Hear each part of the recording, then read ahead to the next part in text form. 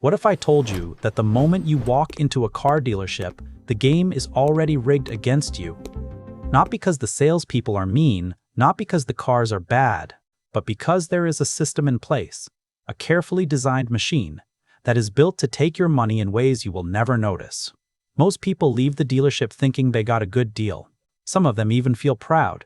But the truth is, the average buyer hands over thousands of dollars in hidden profits, and they have absolutely no idea it happened.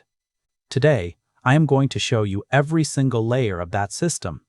And by the end of this video, you will know exactly how to beat it.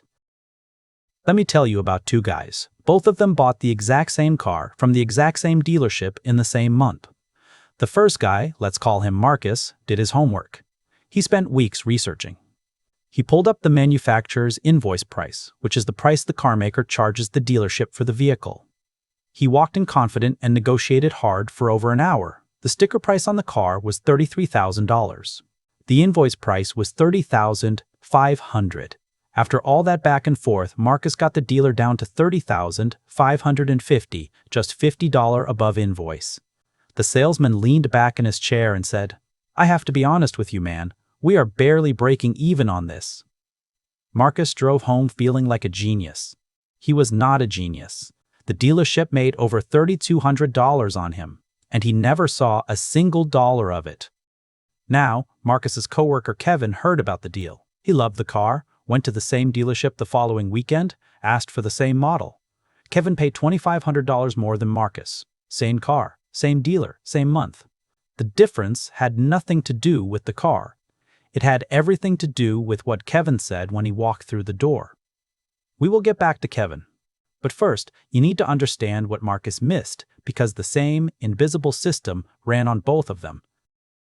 Marcus had the invoice price. That is more than most buyers ever know. But here is the thing. The invoice price is not the dealership's actual cost. Their real cost is lower, sometimes a lot lower. And the reason for that is a set of private financial arrangements between the manufacturer and the dealership. None of these show up on any consumer research website. Not Edmunds, not Kelley Blue Book, not any of them. The first hidden layer is called the dealer holdback. After every sale, the manufacturer quietly sends money back to the dealership, usually between 2 and 3% of the sticker price. On a $33,000 car, that is anywhere from $660 to nearly $1,000, paid after the sale, completely invisible to the buyer. Marcus thought the dealer made $50. In reality, the holdback alone put them past 12 times that, and that is just the beginning. There are more hidden layers stacked on top of that.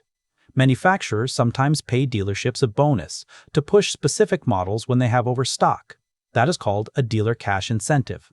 Then there are volume bonuses, where hitting a sales target unlocks extra money for every car sold in that period. That is why dealerships get friendlier near the end of the month. They are not being generous, they are chasing a bonus. There are also regional incentives paid to dealerships in slower markets.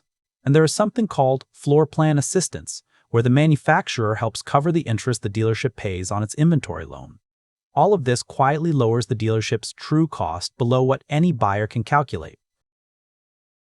Now, even if you somehow figured out every single one of those hidden layers, it would still not matter, because the real money is not made on the sales floor.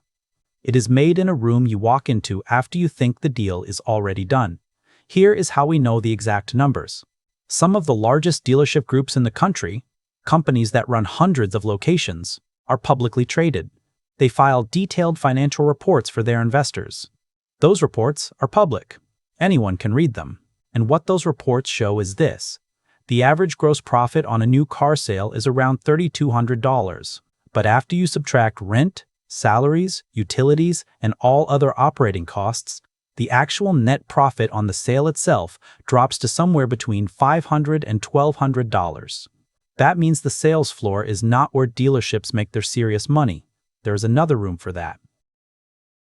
After Marcus shook hands on the price, a staff member walked him down a hallway into a small private office. He sat across from someone called the finance manager. Most buyers think this is just a paperwork stop. It is not. The finance manager is the highest earning salesperson in the building. And this office, this quiet little room, generates between $2,200 and $2,800 of profit per car on top of everything else. Here is where that money comes from. When you finance a car, the lender approves you at a base interest rate, let us say 4%. The dealership marks that up to 5% and keeps the difference. That markup is called the loan reserve. It adds up to between $600 and $800 per deal. Then, there is the extended warranty. It sounds like protection. The profit margin on it is between $700 and $1,000. Gap insurance, the policy that covers the difference between what your car is worth and what you still owe if it gets totaled, adds another $250 to $400 in profit. After that come the small add-ons: paint protection, wheel coverage, fabric treatment, each one small on its own, but they add up fast. And then the paperwork fees: the documentation fee, registration markup, temporary tag fee, digital filing charge, small numbers individually, but together they generate another $700 to $800 in pure profit. Add it all up. The finance office alone produces between $2,700 and $2,900 per car. Marcus negotiated $50 above invoice. He gave back thousands in that back office. Now let us talk about Kevin. Kevin walked into the dealership and said 5 words. "I am paying with cash." He thought that was power. He thought it made him untouchable. But what the dealership heard was, "I am about to remove your most profitable revenue stream from this transaction. No loan, no interest markup, no loan reserve, no financing products to pitch. The entire finance office, profit layer, gone." So the dealership adjusted. They held firm on price. They gave Kevin less flexibility at every stage of the negotiation. And Kevin, thinking he had all the power, paid $2,500 more for the exact same car.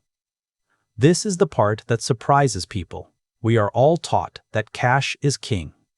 But at a car dealership, financing is not a cost, it is a profit center. When you remove it, they make up the difference somewhere else. So what is the actual strategy? Step 1. Walk in as a financing buyer. Do not mention cash. This one decision gives you maximum flexibility in the price negotiation because the dealership expects to recover their margin in the finance office. Step 2. At the intake form, the clipboard they hand you when you walk in, ask what the loan origination fee is. This signals you are comparing loan terms, and it quietly confirms there is no fee for paying off the loan early. Step 3. Negotiate the purchase price hard. You will get more flexibility than a cash buyer because the dealer expects back-end profit. Step 4. In the finance office, negotiate everything. The extended warranty margin is between $700 and $1,000. That is room to work with. Gap insurance has $250 to $400 built in. You do not have to take everything, and what you do take, you do not have to pay full price for. Step 5. Read the loan contract completely before you sign. Confirm there is no prepayment penalty. This step is critical. Step 6. Drive home. Pay off the loan the next day. You financed the car technically, but you paid it off before a single meaningful interest charge hit. You got the financing buyer price, avoided the cash buyer penalty, and walked away with the better deal. The sales floor feels like the battle, the tension, the manager visits, the waiting game. But that is the performance. The real transfer of money happens quietly in a small office after you think it is all over. Most buyers walk in there with their guard completely down. Marcus did not see it. He fought hard for $50 on the surface and gave back thousands behind the scenes. Kevin saw even less. He announced cash before the negotiation even started and paid $2,500 more for the privilege. Now you know every layer. You know where the money actually moves, and you know exactly how to use that knowledge to protect yours.